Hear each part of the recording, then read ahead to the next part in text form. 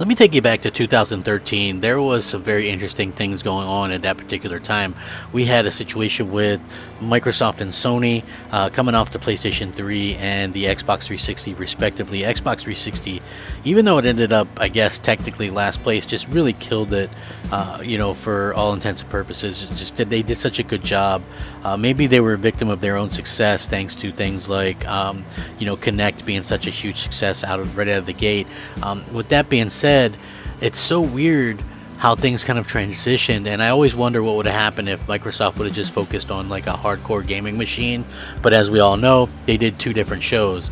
They did one show that really had a lot of focus on like TV and things like that, and then they did the other show, E3, which was all about games, which I actually loved. That's what really sold me on the Xbox One, and I know I still get a lot of hate for it, but honestly, it's just one of those things where the games that they showed were phenomenal. Think about an E3 from Microsoft that announced all these things at one time on one show. It's like Killer Instinct came back, and they showed off Rise Son of Rome, and they showed off Dead Rising 3, and they showed off Sunset Overdrive, and they showed off a new Halo, and they showed off Forza Motorsport 5, and they just really they showed off Titanfall. These games were like just something amazing, and that's why I got an Xbox One. Like, it's all, I know people hate to hear it, but honestly, this is why I went and got Xbox in the first place, was because of the games. And so when they stopped making the games, of course I called them out, and of course people don't like to hear that. So it's a bit unfortunate that people are so picky and finical and cynical when it comes to these games and stuff like that. So this is very interesting to see how things have kind of changed, and now everybody was real quick to kind of want to pin TV on PlayStation whenever they do something TV related or whatever. But the bottom line is this: Microsoft wasn't wrong in what they showed, though they were just wrong in how they went about it, because Sony had did prior to that reveal, Sony had did their own, where they really just kind of destroyed everything that Microsoft was trying to do, because they just focused on games and had a hardcore gaming machine, whereas Microsoft had a more expensive console that was actually less capable. So yeah, I can understand why people were upset, and it totally made a lot of sense to me. Now, with that being said, things change over time, and we always see these things kind of happen and kind of pop up. And I wanted to talk a little bit about this because something came up, and it just it was so funny to hear people say PlayStation has no games. But I wanted to talk about this because I just thought it was funny, and I'm sure you guys are going to want to tune in for this as well. What's up, everybody? Crapgamer here with Crapgamer Reviews, back with another video. Thank you so much for checking it out. I really do appreciate it. Please like, share, subscribe. I would appreciate that as well. All I'm really asking for is a simple like. It goes a long way, and it means a lot to me personally. If you guys wouldn't mind doing that, I given up on the whole subscriber thing because I get it. You guys are mad. I'm going to unsubscribe. That'll show them. He'll do something, you know what I mean? This was interesting because Sony announced that PlayStation 5 owners can grab a free 6-month Apple TV Plus subscription, which I thought was pretty cool. Looking for something to watch when not playing your fancy new PlayStation 5? Well, you might have some new options, because Sony has announced that they're giving away 6 months of Apple TV Plus to all PlayStation 5 owners as of today. While its lineup still doesn't quite measure up to the likes of Netflix or Amazon, Apple Plus does offer some good shows like Ted Lasso and a solid selection of new and exclusive movies. So I thought that was really cool that they were kind of doing that or whatever. How to unlock your 6 months of TV or Apple TV now on your PlayStation 5. Basically redeem your offer between now, July 22nd, 2022, and start watching critically acclaimed Apple originals and films. Enjoy fan favorites like Ted Lasso starring Jason Sudeikis, C starring Jason Momoa and Dave Bautista. Basically blah blah blah blah blah blah blah blah. So basically what you need is an account for PlayStation Network and an Apple ID. How to redeem your offer: find the Apple TV app on your PlayStation 5 console bar, or find it under all apps.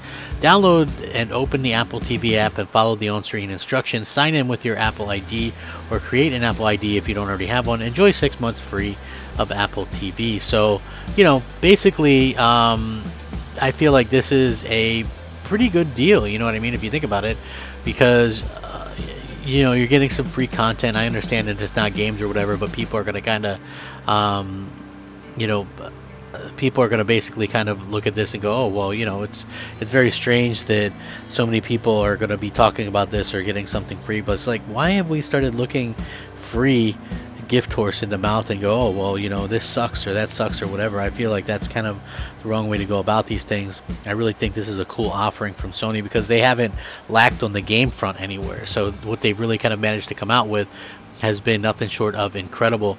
And to see everybody kind of talking about this in an active way almost makes me laugh when they say it's because PlayStation has no games. I look around, right, and listen, I like all these consoles, and I think that what we see is just a weird kind of situation where people maybe aren't as self-aware as they could be or should be, where they go, well, PlayStation has no games. Like, I just got done playing Ratchet and Clank not too long ago, and Returnal came out before that, and they had Destruction All-Stars and Demon Souls and Spider-Man Miles Morales, and they got Horizon Forbidden West coming later this year, and Kenna Bridge of Spirits. They got games big, small, and in between.